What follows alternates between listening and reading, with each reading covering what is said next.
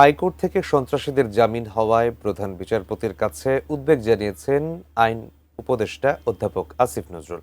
বলেছেন, অস্বাভাবিক জামিন নিয়ে তিনি আতঙ্কিত। এদিকে জামিনের বিষয়ে প্রভাবশালী আইনজীবীর প্রতি ইঙ্গিত করে তার ফেসবুকে দেয়া পোস্ট প্রত্যাহারের দাবি জানিয়েছে সুপ্রিম কোর্ট আইনজীবী সমিতি। জাবেদ আক্তারের আরও একটি প্রতিবেদন।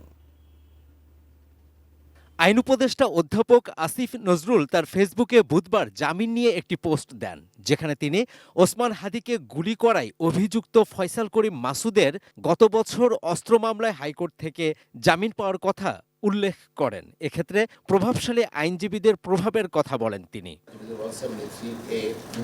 বৃহস্পতিবার দুপুরে সুপ্রিম কোর্ট আইনজীবী সমিতির পক্ষ থেকে আইন উপদেষ্টার এই পোস্ট প্রত্যাহারের দাবি জানানো হয়। বলা হয়, নিম্ন আদালতে জামিনের ক্ষেত্রে আইন উপদেষ্টারও দায় রয়েছে।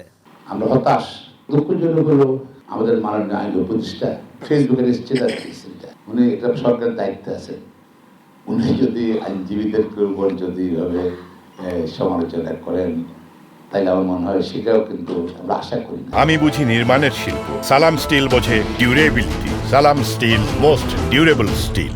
এই সংবাদ সম্মেলনের কিছুক্ষণ পর বিকেল 3:30টায় বিদায়ী প্রধান বিচারপতি ডক্টর সৈয়দ রেফাত আহমেদের সঙ্গে সৌজন্য সাক্ষাৎ করেন আইন উপদেষ্টা। সাক্ষাৎ শেষে সুপ্রিম কোর্ট আইনজীবী সমিতির বক্তব্য সম্পর্কে জানতে চাওয়া হলে আইন উপদেষ্টা বলেন, 4 ঘন্টায় 800 আসামির জামিন দেওয়া স্বাভাবিক কিছু নয়। ভয়ঙ্কর ব্যক্তি যিনি জামিনে পেয়ে জুলাই গণ অভ্যুত্থানের যারা নায়ক আছে তাদের উপর হামলা করতে পারেন, এই ধরনের জামিন যখন হয় তখন আমরা প্রচণ্ড শঙ্কিত, আতঙ্কিত এবং উদ্বিগ্ন বোধ করি। হাইকোর্টের অভিভাবক হচ্ছেন মাননীয় প্রধান বিচারপতি।